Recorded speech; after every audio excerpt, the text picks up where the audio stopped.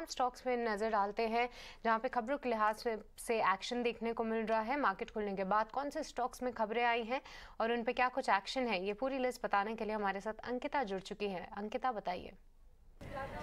जी हाँ, ये है सारे स्टॉक्स जो आज की ट्रेडिंग सेशन में बस कर रहे हैं। जो सबसे पहला स्टॉक है वो है एबीबी का। एबीबी का स्टॉक कम से कम 5% ऊपर था आज ट्रेड में, क्योंकि इनके क्वार्टर 4 रिजल्ट्स काफ़ी स्ट्रॉन्ग रहे। इनकी जो काफ़ी स्ट्रॉन्ग ऑपरेशनल परफॉर्मेंस थी, हेल्दी ऑर्डर इनफ्लो है इनका, और इनका जो रेवेन्यू था वो भी ड्रिवन था bye motion, electrification and process automation segments ने इनके रेवेन्यू को ड्राइव किया। और मार्जिन इंप्रूवमेंट भी इनकी का पेस भी इनका काफ़ी अच्छा था, और इनकी जो वॉल्यूम मिक्स है एंड बेटर कैपेसिटी यूटिलाइजेशन है, इसी के चलते इनकी मार्जिन में भी काफ़ी इंप्रूवमेंट देखने को मिली, और इसी के चलते एबीबी आज की ट्रेडिंग सेशन में फोकस में बना हुआ है। अगला स्टॉक जो है वो है चोलामंडलम का, जो कि कम से कम 7% ऊपर है आज ट्रेडिंग सेशन में, क्योंकि इन्होंने भी काफ़ी स्ट्रॉन्ग ग्रोथ डिलीवर की है क्वार्टर 4 में। इनके बेस्ट एवर डिस्पर्सल्स रहे हैं, कलेक्शंस और प्रॉफिटेबिलिटी पे इन्होंने बीट दी है। मार्केट शेयर भी इन्होंने गेन किया है अक्रॉस प्रोडक्ट सेगमेंट्स, और इनकी जो लोन है अगेंस्ट प्रॉपर्टी एंड एसएमई है उसने भी काफ़ी स्ट्रॉन्ग ग्रोथ विटनेस करी है। उसी के चलते चोलामंडलम आज की ट्रेडिंग सेशन में बना हुआ है फोकस में। अगला जो स्टॉक है वो है कृष्णा डायग्नोस्टिक्स का। ये भी कम से कम 10% ऊपर है, क्योंकि कंपनी ने ऑपरेशनलाइज किए हैं अपने 10 पैथोलॉजी कलेक्शन लैब्स को, और इसी के चलते ये स्टॉक भी आज फोकस में है। अगला स्टॉक है किर्लोस्कर ऑयल इंजन्स का, क्योंकि ये स्टॉक जो है इसमें कम से कम 13% इक्विटी ने 9 ब्लॉक डील्स में हैंड्स चेंज किए हैं, और इसमें जो कुलकर्णी फैमिली है उन्होंने कहा जा रहा है कि उन्होंने स्टेक एग्जिट किया है अपना ब्लॉक डील के थ्रू आज। और कुलकर्णी फैमिली का देखा जाए तो कम से कम 13% स्टेक था किर्लोस्कर ऑयल में, जिसकी वैल्यू कम से कम 600 करोड़ की थी, और इसी के चलते किर्लोस्कर ऑयल इंजन्स में भी आज फोकस में बना हुआ है।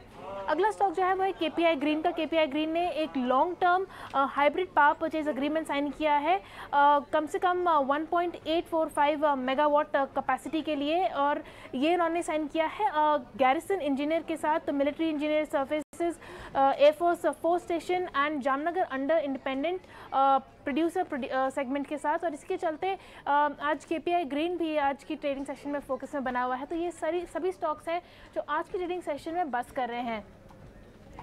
ठीक है, शुक्रिया अंकिता। तो जो भी स्टॉक्स बज़ कर रहे हैं खबरों के दम पर, या फिर कहीं अगर वॉल्यूम मूवमेंट होता है तो वो भी आपको हम नोटिस ज़रूर करवाते हैं और उस पर एक्सपर्ट्स के व्यू भी लेते हैं। लेकिन चोला इन्वेस्टमेंट आज वैसे भी फाइनेंशियल स्पेस में एनबीएफसीज कंपनियों में बहुत ही ज़बरदस्त रौनक है, और छोटे मोटे बैंक्स भी चल रहे हैं काफ़ी तेज़ रफ्तार से। अगर हम स्मॉल कैप्स की अगर कुछ बात करें तो उसमें आप चोला इन्वेस्टमेंट के साथ साथ जरा सूर्योदय स्मॉल फाइनेंस बैंक भी देखिएगा, 12% ऊपर ये शेयर चल रहा है। इन दोनों पर पहले व्यू दीजिए आप आदित्य, क्योंकि 12% इसमें तेजी है। चोला इन्वेस्टमेंट के लिए तो खैर जेपी मॉर्गन ने 1020 का टारगेट भी सुझा दिया है, और रिकॉर्ड डिसबर्समेंट रहे हैं, लोन रिकॉर्ड बांटे हैं चोला इन्वेस्टमेंट ने, और 1020 का टारगेट जेपी मॉर्गन की तरफ से आ गया है। इस पर क्या चार्ट आपको ये सजेस्ट कर रहे हैं कि ये शेयर उसी की तरफ जा रहा है? और उसके बाद सूर्योदय स्मॉल फाइनेंस बैंक पर भी राय दीजिएगा।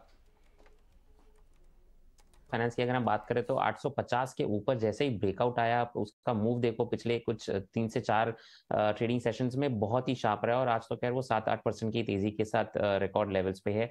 करंट लेवल्स पे अगर किसी को फ्रेश खरीदारी करनी है तो मैं नहीं सलाह दूंगा, क्योंकि एक 100 अंक पॉइंट का हमने पिछले कुछ ट्रेडिंग सेशंस में मूव देखा है स्टॉक में। एक छोटा पुल बैक आ सकता है 900 के आसपास, अगर स्टॉक पुल बैक देता है तो डेफिनेटली फ्रेश लॉन्ग पोजीशन ले। नीचे 850 का जो रेजिस्टेंस था वो सपोर्ट के जैसे एक्ट करेगा, और वहां पे स्टॉप लॉस लगा है 850 का, और ऊपर में जैसा कि आपने कहा 1050 1100 का टारगेट बैठा है स्टॉक में, और पोजिशनल ट्रेड ले इसमें, क्योंकि काफी मोमेंटम हमने कुछ दिनों में देख लिया है, तो हो सकता है कंसोलिडेशन आए स्टॉक में।